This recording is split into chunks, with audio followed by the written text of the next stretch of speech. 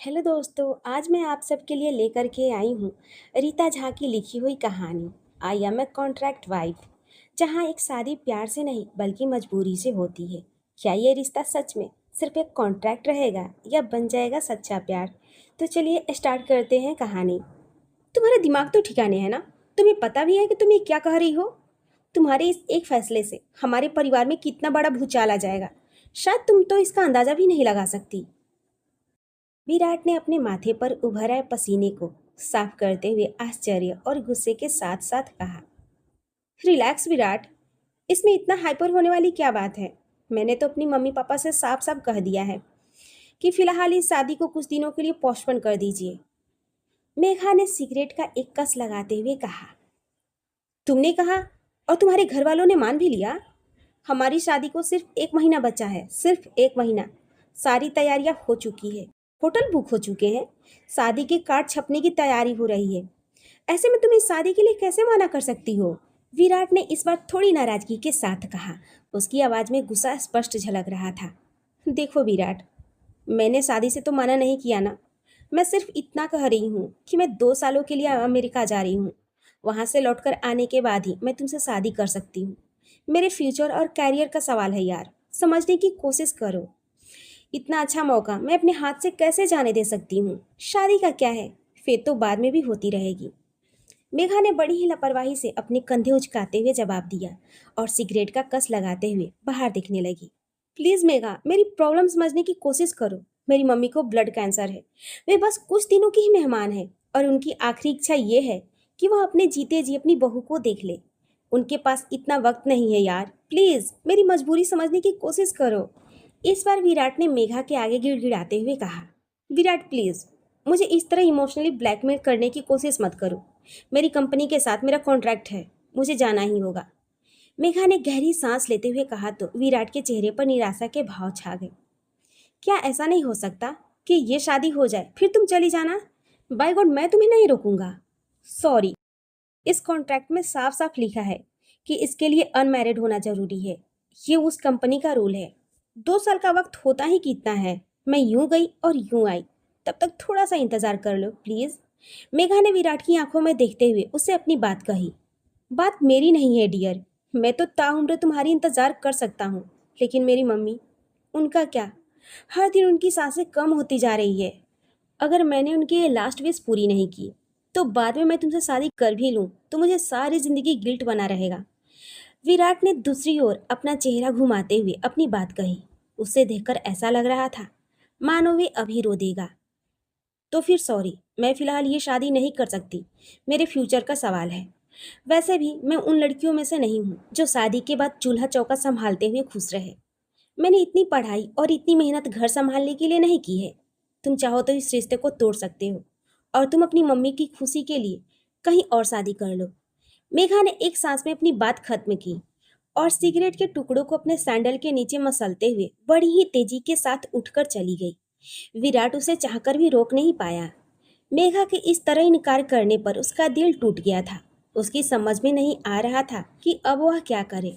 एक तरफ उसकी माँ की टूटती हुई सांसें थी, जो अपने बेटे के सर पर सेहरा देखने की उम्मीद लगाए बैठी थी, तो दूसरी तरफ उसका प्यार था, जो उसे 2 साल का वक्त मांग रहा था। उसने होटल का बिल पे किया और उठकर बाहर आ गया। अपनी कार में बैठा वह सोच रहा था कि अब क्या करे। घर जाने की हिम्मत नहीं हो रही थी, क्योंकि उसकी मम्मी ने आज उसे मेघा को साथ लेकर आने को कहा था, क्योंकि शादी के कार्ड का डिजाइन जो पसंद करना था। तभी उसके मोबाइल में रिंग होने लगा। उसने बगैर फोन देखे डिस्कनेक्ट कर दिया, लेकिन बार बार कॉल आने के बाद उसने गुस्से से बगैर देखे कॉल रिसीव किया और लगभग चिल्लाता हुआ बोला, हेलो। अरे अरे, इतने गुस्से में क्यों बोल रहे हो यार? क्या हो गया? दूसरी ओर से आवाज आई। दूसरी ओर से ये बात सुनते ही विराट का गुस्सा कुछ शांत हुआ और उसने बुझी सी आवाज में कहा, ऐसी क्या आफत आ गई कि कंटिन्यू कॉल किए जा रहे हो? अगर यही सवाल मैं तुमसे करूँ तो, कि आखिर ऐसी क्या बात हो गई कि तुम इतने नाराज दिखाई दे रहे हो? इससे तो पहले मैंने कभी भी तुम्हें इस तरह से बात करते हुए नहीं देखा। दूसरी ओर से आवाज आई, क्या बात है विराट, तुम खामोश क्यों हो? इस वक्त कहाँ हो तुम? मुझे बताओ, मैं तुम्हारे पास आता हूँ। मैं होटल गिलाड के बाहर अपनी गाड़ी में हूँ। आ जाओ यार लड़की, मुझे इस वक्त सचमुच तुम्हारी बहुत ही ज़रूरत महसूस हो रही है। विराट ने एक ठंडी सांस लेते हुए कहा और डब्बे से सिगरेट निकालकर सुलगाने लगा। आधे घंटे बाद, तो अब बताओ कि आखिर ऐसी क्या बात हो गई जो तुम इतनी टेंशन में दिखाई दे रहे हो। लकी ने 2 कप कॉफी का ऑर्डर देते हुए विराट से अपनी बात कही। मेघा ने इस शादी से इनकार कर दिया है लकी। वे 2 साल के लिए अमेरिका जा रही है, अपनी कंपनी के कॉन्ट्रैक्ट बेसिस पर। विराट ने डूबती हुई आवाज में कहा, मगर वे तो शादी के बाद भी जा सकती है। क्या तुमने बताया नहीं कि आंटी की क्या पोजीशन है? लक्की ने उसे हैरानी से देखते हुए कहा, मैंने उसे सब कुछ बताया यार। उसके आगे हाथ तक जोड़े, लेकिन उसने बिल्कुल मना कर दिया और कहा कि मैं कहीं और शादी कर लूँ। ये तो सचमुच में बहुत ही मुश्किल हो गई। सचमुच मेघा ने अच्छा नहीं किया। उसे कम से कम इंसानियत के नाते ही सही इस शादी को नहीं तोड़ना चाहिए था। वैसे भी उसे शादी के बाद रुपए पैसे की क्या कमी होने वाली थी? कितना बड़ा अंपायर है तुम्हारा, आखिर इन सब के मालिक तुम दोनों ही होते। लक्की ने विराट के कंधे पर हाथ रखते हुए उसे हौसला देने की कोशिश की। छोड़ इन बातों को, मेरी समझ में तो ये नहीं आ रहा कि मैं मम्मी से जाकर क्या कहूँ। कितना बदकिस्मत हूँ मैं कि अपनी मरती हुई माँ की आखिरी इच्छा भी पूरी नहीं कर सकता। इतना कहते हुए उसकी आंखों में आंसू आ गए। दुख तो लकी को भी हो रहा था, लेकिन उसकी समझ में भी नहीं आ रहा था कि सिचुएशन को कैसे हैंडल करे। तभी अचानक उसके दिमाग में एक बात आई। विराट, मेरी बात को बिल्कुल ही शांत होकर सुनना और ठंडे दिमाग से कोई फैसला करना। इस वक्त हम लोगों की सबसे बड़ी प्रायोरिटी है कि आंटी की इच्छा पूरी करनी है। तो ऐसा करते हैं, हम उनकी इच्छा पूरी करवा देते हैं। लकी की बात सुनकर विराट हैरान हो गया। मगर कैसे? मेघा ने तो इनकार कर दिया है। मगर ये होगा कैसे लकी? मेघा ने तो शादी के लिए साफ साफ इनकार कर दिया है। विराट ने गहरी सांस लेते हुए कहा, तू परेशान क्यों होता है? अभी तेरा यार जिंदा है। मेरे दिमाग में एक आइडिया आया है, लेकिन इसके लिए सबसे पहले तुझे ही तैयार होना होगा। लकी ने कुछ सोचते हुए कहा, आप कुछ बताएगा भी या इसी तरह पहेलियां बुझाता रहेगा? और सबसे बड़ी बात ये कि मैं मम्मी से क्या कहूँगा कि मेघा ये शादी क्यों नहीं करना चाहती। मुझे तो इस बात का डर लग रहा है कि कहीं सच्चाई जानने के बाद उनकी तबीयत और ना ज़्यादा खराब हो जाए। उन्हें हम किसी भी तरह मना लेंगे, क्योंकि कोई भी माँ सिर्फ और सिर्फ अपनी बेटी की खुशी चाहती है। यहाँ बात तुम्हारी है कि तुम इन सब चीज़ों को कैसे हैंडल करते हो। लकी ने विराट की आंखों में झांकते हुए कहा। विराट एक ठंडी सांस लेते हुए कहा, ठीक है, कहो तुम कहना क्या चाहते हो। मेरे ऑफिस में एक लड़की काम करती है।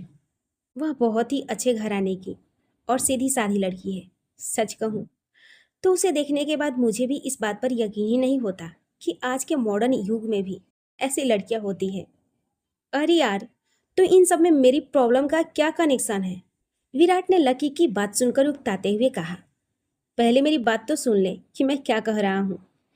लकी ने उसके कंधे पर हाथ मारते हुए कहा, जो भी बोलना है जल्दी बोल। सचमुच मेरा मूड बिल्कुल ऑफ है। मुझे मेगा से ऐसी उम्मीद नहीं थी। मेरे प्यार का मजाक बना दिया है उसने। आज उसे मुझसे ज्यादा अपना कैरियर प्यारा हो गया। इतना कहते कहते विराट की आवाज़ भारी हो गई। रिलैक्स यार, मैं इतना कह रहा था कि तुम मेरे ऑफिस में काम करने वाली लड़की अनु के साथ शादी कर लो। लकी की बात सुनकर विराट को ऐसा लगा मानो उसका पाँव जलते हुए अंगारे पर पड़ गया हो। वह बड़ी ही हैरानी से लकी की ओर देखने लगा। तुम पागल हो गए हो क्या? मेरी प्रॉब्लम का भला ये क्या सॉल्यूशन होगा जिसे मैं जानता तक नहीं उस लड़की से मैं शादी कर लूं? और वह लड़की भी भला मुझसे शादी करने के लिए क्यों तैयार होगी? सबसे बड़ी बात, मैं मम्मी से क्या कहूँगा? विराट ने गुस्से से तमतमाते हुए कहा, देख, इसलिए मैंने तुझे पहले ही कह दिया था कि ठंडे दिमाग से और शांत मन से मेरी बात को समझने की कोशिश करना। लकी ने उसे समझाने की कोशिश की। तू मेरा दोस्त है या मेरा दुश्मन? मैं पहले से ही इतनी टेंशन में हूँ और तू मुझे और टेंशन दे रहा है। विराट ने लकी को खा जाने वाली नजरों से देखते हुए कहा। उसका धैर्य टूट रहा था। तुम पहले मेरी पूरी बात तो सुनो। मैं ये कह रहा था कि तुम उस लड़की के साथ 2 साल के लिए कॉन्ट्रैक्ट मैरिज कर लो। 2 साल के बाद जब मेघा आ जाएगी तो तुम उससे शादी कर सकते हो। इस तरह तुम्हें परेशानियों से छुटकारा मिल जाएगा और आंटी जी भी तुम्हारी शादी देख लेंगी।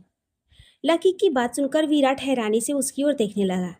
उसने टेबल पर रखे पानी के ग्लास को उठाया और एक बार में ही गटागट पी गया। कुछ पल गहरी गहरी सांस लेने के बाद उसने लकी को घूरते हुए कहा, मैं उस लड़की से शादी कर लूँ और वे लड़की भी अचानक से किसी अनजान से शादी करने के लिए तैयार हो जाएगी, ये सब कुछ जानते हुए भी कि ये शादी कॉन्ट्रैक्ट बेसिस पर होगी।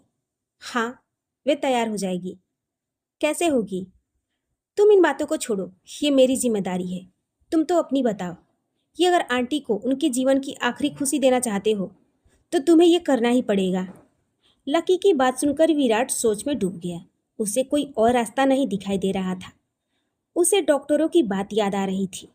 मुश्किल से आपकी माँ 6 महीने से साल भर तक की मेहमान है। विराट अपनी माँ से बहुत ही प्यार करता था। 12 साल पहले उसके पिता भी अचानक से हार्ट अटैक की वजह से इस दुनिया को छोड़कर चले गए थे। ऐसे में उसकी माँ सुषमा जी ने बड़ी ही मजबूती के साथ अपने आप को तो संभाला ही, इसके साथ साथ अपने बेटे विराट और अपने बिजनेस को भी स्टैंड किया। और अब 5 साल पहले अचानक से जब ये बात पता चली कि सुषमा जी को ब्लड कैंसर है, तो इस बार भी सुषमा जी तो नहीं टूटी, लेकिन विराट टूटकर बिखर गया। अपनी माँ का चेहरा याद आते ही उनकी खुशी के लिए विराट ने लकी की बात मानने में ही भलाई समझी। लकी बोला, क्या सोच रहा है विराट? इस वक्त हमें अपने बारे में नहीं बल्कि आंटी जी के बारे में सोचना चाहिए।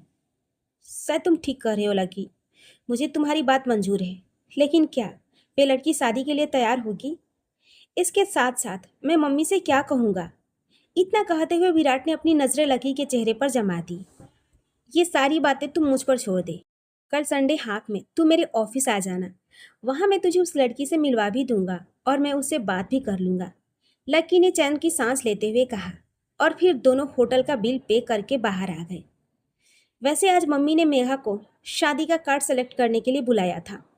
अब मैं मम्मी से क्या कहूँ? विराट ने अपनी कार स्टार्ट करते हुए कहा, तुझे ज्यादा कुछ कहने की जरूरत नहीं है। आंटी से सीधे सीधे कह देना कि मेघा के मामले में तेरी चॉइस गलत थी। वह लड़की अच्छी नहीं है। मुझे ठुकरा कर वह अब किसी पैसे वाले से शादी करने फॉरेन जा रही है। लकी की बात सुनकर विराट ने अचानक से गाड़ी रोक दी। झटका खाते हुए लकी का सर डैशबोर्ड से टकराने ही वाला था कि उसने अपने आप को संभाल लिया।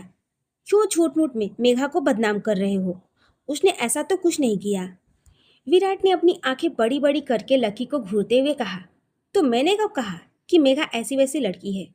मैं तो तुझे आंटी से इसलिए ये बात कहने को कह रहा हूँ ताकि वह तुम्हारे टूटे दिल पर अपने प्यार से मरहम लगाने लगे। अब वह तेरी खुशी के लिए कुछ भी करने को तैयार हो जाएंगी और ठीक यही वक्त होगा जब मैं रिश्ता लेकर तुम्हारे घर में एंट्री मारूंगा। लकी ने अपनी एक आंख दबाते हुए हंसकर विराट से कहा, एक बार फिर से अच्छी तरह सोच लो यार। कहीं ऐसा ना हो कि पता चले कि नमाज बख्शवाने गए थे और रोजे गले पड़ गए। विराट ने सीरियस होकर कहा तो लकी ने अपना हाथ उसके कंधे पर रख दिया और उसे यकीन दिलाते हुए बोला, तेरा ये दोस्त तो तेरे लिए अपनी जान देने को तैयार है यार। मेरे रहते तो किसी मुसीबत में नहीं फंसेंगे, वादा है। उसकी बात सुनकर विराट ने कुछ नहीं कहा। थोड़ी देर तक वहां गहरी खामोशी छाई रही। लकी ने अपनी कार ड्राइवर के साथ वापस भेज दिया था। फिलहाल वह विराट के साथ उसके बंगले पर जा रहा था ताकि वह वहां की स्थिति को संभाल सके। थोड़ी देर के बाद वे दोनों सुषमा विराज मेंशन में प्रवेश कर रहे थे। फिलहाल लकी विराट के साथ उसके घर सुषमा विराज मेंशन में जा रहा था ताकि वह वहां जाकर वह बिगड़ी हुई बात को संभाल सके। सुषमा जी हॉल में बैठी हुई अपने बेटे का इंतजार कर रही थी। उन्होंने जैसे ही विराट को देखा तो पूछ बैठी, विराट बेटे, आज हमने आपको जल्दी घर आने को कहा था ताकि आपकी शादी का कार्ड सेलेक्ट कर सकूं, लेकिन आपने तो काफ़ी देर लगा दी। और मेघा कहाँ है? विराट अपनी मम्मी की बात सुनकर लकी का मुंह देखने लगा। अपने बेटे के चेहरे पर उदासी और टेंशन को देखकर सुषमा जी भी समझ गईं कि जरूर कोई बात हुई है। क्या बात है, आप इतने टेंस क्यों लग रहे हैं? सब ठीक तो है ना? कहीं आप दोनों के बीच लड़ाई तो नहीं हो गई? अपने बेटे के चेहरे को गौर से देखते हुए सुषमा जी ने कहा। उन्हें लग रहा था जैसे वह कुछ छुपाने की कोशिश कर रहा है। ये आपको कुछ नहीं बताएगा आंटी जी। अगर आप कहें तो मैं आपको कुछ कहूँ? लकी ने अपनी आवाज़ में संजीदगी का पुट घोलते हुए कहा, देखिए, जो कहना है साफ साफ कहिए, इस तरह पहेलियां मत बुझाइए। आप लोगों को अच्छी तरह मालूम है कि मुझ में अब इतनी ताकत नहीं है कि मैं किसी सदमे को झेल सकूं। इतना कहते कहते सुषमा जी के माथे पर पसीने की बूंदें दिखाई देने लगी थी। उनका शरीर बीमारी की वजह से बिल्कुल खोखला हो चुका था। यही कारण था कि वह छोटी छोटी बातों पर बुरी तरह घबराने लगती थी। अपनी मम्मी की ऐसी हालत देखकर विराट को भी चिंता हो रही थी। इससे पहले कि वह कुछ कहता, लकी उनके पास जाकर बैठ गया। आंटी, आंटी जी, मेघा इस रिश्ते को तोड़कर अमेरिका चली गई है। वे वहाँ किसी बड़े बिजनेसमैन के साथ शादी करने वाली है। इन वक्त पर मेघा के इस तरह शादी तोड़ने की वजह से विराट इतना परेशान है। लकी ने किसी तरह अपनी बात पूरी की और सुषमा जी का मुंह देखने लगा। उसे इस बात की टेंशन हो रही थी कि कहीं इतनी बड़ी बात सुनकर उनकी तबीयत न खराब हो जाए। शादी टूटने की बात सुनकर तो सुषमा जी को भी एक जोरदार झटका लगा, लेकिन अपने बेटे के मायूस चेहरे को देखकर उन्होंने अपने दुख की बजाय उसे संभालना ज्यादा जरूरी समझा। सुषमा जी ने कुछ और सोचा और फिर उठकर विराट को अपने गले से लगाते हुए कहा, शादी ब्याह जैसे रिश्ते जबरदस्ती नहीं किया करते। हमें तो भगवान का धन्यवाद करना चाहिए कि इन वक्त पर उन्होंने शादी को तोड़ दिया, वरना क्या पता वे लड़की आपको बाद में भी धोखा दे सकती थी। सुषमा जी को ठीक ठाक देखकर और उनकी बात सुनकर लकी का हौसला बढ़ गया। लकी बोला, आपने बिल्कुल सही कहा आंटी जी, मैं भी इसे यही समझाने की कोशिश कर रहा हूँ, लेकिन ये मेरी बात समझ ही नहीं रहा है। अभी भी उसके प्यार में पागल है। इसका दुखी होना जायज है लकी बेटा, मुझे मालूम है ये उस लड़की से कितना प्यार करता था। मुझे इस बात की चिंता नहीं है कि उस लड़की ने शादी से इनकार कर दिया। मैं तो ये सोच रही हूँ कि सारी तैयारियां हो चुकी है, सारे रिश्तेदारों को भी हमने इन्फॉर्म कर दिया है। अब ऐसे में हम उन्हें क्या। सुषमा जी ने एक ठंडी सांस लेते हुए कहा। उनकी आंखों में चिंता के भाव दिखाई दे रहे थे। लकी को यही सही वक्त लगा। उसने एक बार विराट की ओर देखा, फिर धीरे से बोला, बात तो आपकी बिल्कुल ठीक है, लेकिन आप बुरा ना माने तो मैं इसके बारे में कुछ कहूँ। सुषमा जी वापस सोफे पर बैठ चुकी थी। उनकी नजरें अपने बेटे के उदास चेहरे पर ही बनी हुई थी। लकी की बात सुनकर वह धीरे से बोली, कहूँ, क्या कहना चाहते हो। मेरे दूर के रिश्ते की एक बुआ है। फूफा जी की बीमारी और नौकरी जाने की वजह से वे लोग फाइनेंशियली प्रॉब्लम में हैं। उनकी बड़ी बेटी है अन्नू। मेरा यकीन मानिए आंटी जी, वे बहुत ही भली है। अगर वे विराट की जिंदगी में आ जाती है तो इस घर में खुशियां ही खुशियां आ जाएगी। इतना कहकर लकी चुप हो गया और अपनी बात का असर देखने लगा। सुषमा जी लकी को बचपन से जानती थी। उसके पापा और विराट के पापा विराज सिंह दोनों एक दूसरे के अच्छे दोस्त थे। सुषमा जी को यकीन था कि अगर लकी अपने दूर के रिश्ते की बुआ की बेटी के बारे में कह रहा है तो यकीनन वे लड़की अच्छी होगी। परंतु यहाँ बात विराट के राजी होने की थी। उन्हें लग रहा था कि क्या पता वे शादी के लिए राजी होगा या नहीं। उन्हें ये बात अच्छी तरह मालूम थी कि वह मेघा से बहुत ही प्यार करता था। लकी की बात सुनकर उसने विराट को देखा। विराट, मेरा ख्याल है लकी बिल्कुल सही कह रहा है। अगर वे लड़की इसके रिश्ते की है तो यकीनन अच्छी ही होगी। मुझे इस पर पूरा भरोसा है। वैसे तो इस वक्त मैं आपको शादी के लिए कभी प्रेशराइज नहीं करती, लेकिन मेरे पास भी वक्त नहीं है बेटे। मरने से पहले मैं आपकी बसी बसाई गृहस्थी देख लेना चाहती हूँ। इतना कहते हुए सुषमा जी की आंखों में आंसू आ गए। अपनी माँ की आंखों में आंसू देखकर विराट भी तड़प उठा। मन ही मन उसे मेघा पर बहुत ही गुस्सा आ रहा था। इस समय वह अपने आप को बड़ा ही बेबस महसूस कर रहा था। वह खुद भी इस समय शादी करने के पक्ष में नहीं था, क्योंकि वह सिर्फ और सिर्फ मेघा से प्यार करता था। लेकिन अपनी माँ की कंडीशन को देखते हुए इस वक्त उसे अपने प्यार का त्याग करना ही सही लगा। वे उठकर अपनी माँ के पास गया और उनके कंधे पर अपना सर रखते हुए बोला, जो होता है अच्छे के लिए होता है मम्मी। मेघा ने सब कुछ जानते हुए भी ऐसे वक्त पर अपने फ्यूचर के लिए इस रिश्ते को तोड़ा है, तो यकीन मानिए उसके इनकार करते ही मेरा प्यार भी खत्म हो चुका है। सुषमा जी को भी अपने बेटे पर तरस और मेघा पर गुस्सा आ रहा था।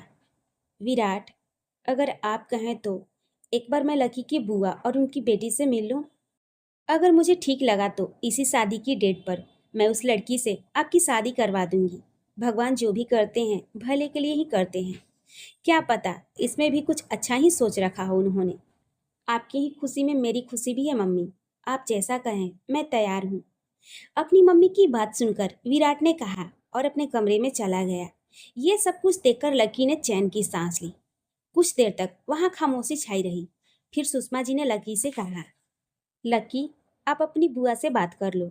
अगर वे लोग तैयार हों तो मैं जल्द से जल्द शादी करवाना चाहूँगी।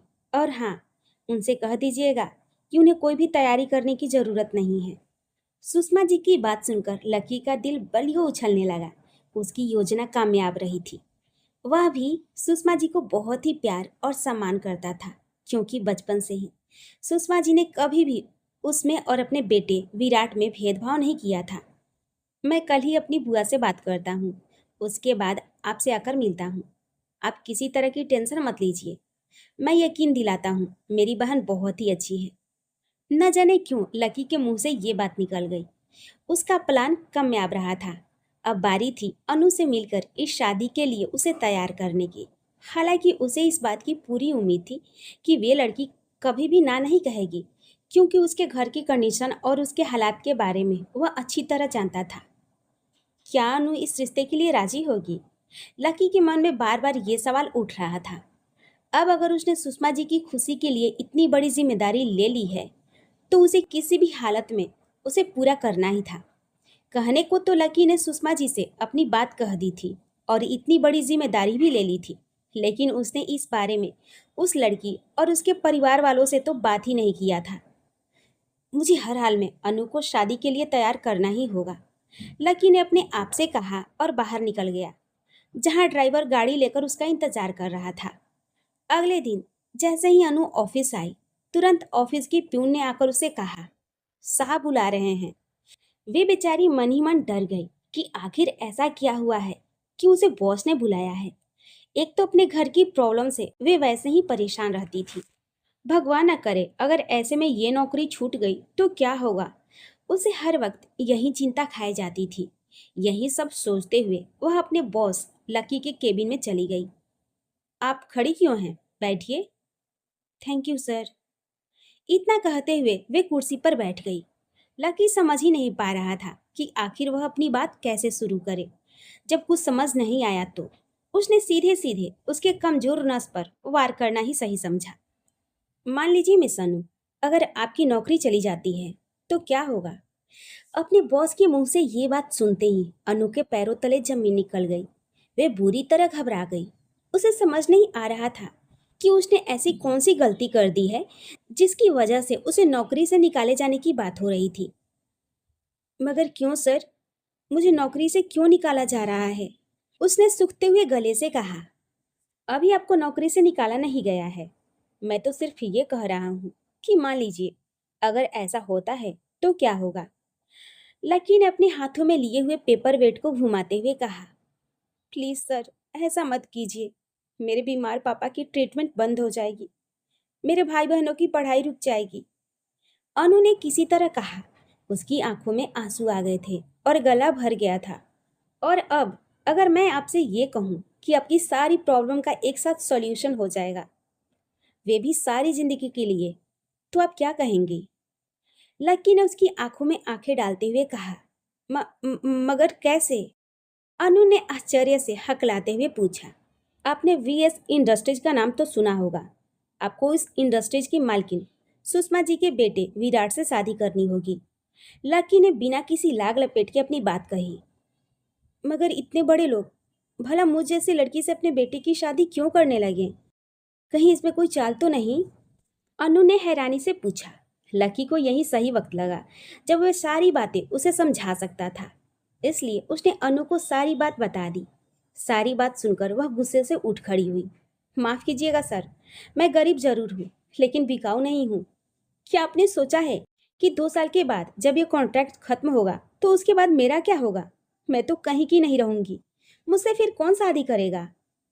अनु ने लकी को बड़े ही गुस्से के साथ देखते हुए अपनी बात कही। इस रिश्ते को ठुकराने से पहले एक बार फिर से सोच लीजिएगा मिस अनु। आपको इस कॉन्ट्रैक्ट मैरिज के बदले मुंह मांगी रकम दी जाएगी। इसके साथ ही आपकी जगह पर मैं आपके भाई को नौकरी देने का वादा करता हूँ। आपकी बहनों की शादी और आपके पिता के इलाज की जिम्मेदारी भी विराट के कंधों पर ही होगी। सॉल्यूशन हो जाएगा, वे भी सारी जिंदगी के लिए। तो आप क्या कहेंगी? लकी ने उसकी आंखों में आंखें डालते हुए कहा। इस रिश्ते को ठुकराने से पहले एक बार फिर से सोच लीजिएगा मिस अन्नू। आपको इस कॉन्ट्रैक्ट मैरिज के बदले में मुंह मांगी रकम दी जाएगी। इसके साथ ही आपकी जगह पर मैं आपके भाई को नौकरी देने का वादा करता हूँ। आपकी बहनों की शादी और आपके पिता के इलाज की जिम्मेदारी भी विराट के कंधों पर ही होगी। लकी ने सख्त लेकिन सधे हुए शब्दों में अपनी बात कही। मैंने आपसे कहा ना कि मैं बिकाऊ नहीं हूँ। अनु ने एक बार फिर से बड़े ही कड़वे लफ्जों में अपनी बात कही और बाहर निकलने लगी। आपकी मर्जी है। वैसे घर जाकर एक बार फिर से इस बारे में अच्छी तरह से सोच लीजिएगा। एक तरफ आपके सारे प्रॉब्लम का सल्यूशन है, तो दूसरी तरफ आपकी ना करने पर आपकी नौकरी जा सकती है। इसके बाद शायद ही दूसरी जगह पर आपको कहीं नौकरी मिले। लकी ने अपनी बात कही और पेपर वेट टेबल पर पटक दिया। अनु के बढ़ते हुए कदम अचानक से रुक गए। उसे अपने बॉस की आवाज में थ्रेटनिंग साफ साफ सुनाई दे रही थी। वह एक पल के लिए रुकी, फिर बगैर पीछे मुड़े ही सीधे अपना पर्स उठाकर ऑफिस से बाहर चली गई। अनु ऑफिस के पास बने हुए पार्क में जाकर बैठ गई और अपनी पेप्सी पर वह फूट फूट कर रोने लगी। उसने घड़ी में वक्त देखा, 11:30 बज चुके थे। हे भगवान, ये तुमने मुझे किस मुसीबत में डाल दिया है। मैं क्या करूं? जिस इंसान को मैं जानती तक नहीं, उससे शादी कैसे कर सकती हूँ? और उतने बड़े लोग भला मुझ जैसी लड़की से शादी क्यों करने लगे? शादी तक तो ठीक था, लेकिन ये तो कॉन्ट्रैक्ट है। सिर्फ 2 साल के लिए मैं उनकी पत्नी रहूंगी। उसके बाद मेरा क्या होगा? तभी उसकी आंखों के आगे अपने परिवार का मंजर घूम गया। पक्षाघात की बीमारी से पीड़ित उसके पिता और घर पर बेरोजगार भाई बैठा। 2 छोटी बहनें जिनकी पढ़ाई पूरी करने के बाद शादी करवाने की जिम्मेदारी भी उस पर ही थी, क्योंकि कोई जिम्मेदारी सिर पर न होने की वजह से उसके भाई को किसी बात की चिंता ही नहीं थी। और तो और वह नौकरी ढूंढने के नाम पर भी सिर्फ अपना वक्त जाया करता था। गरीबी और हालात की चक्की में पिसते हुए उसकी माँ भी समय से पहले ही बीमार और बूढ़ी हो गई थी। अनु के दिलो दिमाग में विचारों का तूफान चल रहा था कि आखिर वह क्या करे। एक तरफ कुआं तो दूसरी तरफ खाई वाली हालत थी। हर हाल में उसकी तबाही निश्चित थी। काफी देर रोने के बाद जब उसका मन कुछ शांत हुआ तो वे एक बार फिर ठंडे दिमाग से सोचने लगी कि इस समस्या से कैसे बाहर निकले। सोच क्या रही है अनु? अपने बॉस के इस प्रपोजल को एक्सेप्ट कर ले। वैसे भी कौन सी तेरे जिंदगी खुशहाल है और तू अपने लिए जी रही है। अनु के दिल ने उससे कहा, नहीं नहीं, ये एक सौदा है और अपने स्वार्थ के लिए मैं ऐसा कैसे कर सकती हूँ? मान लो अगर मैं ये शादी कर भी लेती हूँ, तो फिर 2 साल के बाद जब मुझे तलाक लेना होगा तो मैं अपने घर वालों को क्या बताऊंगी?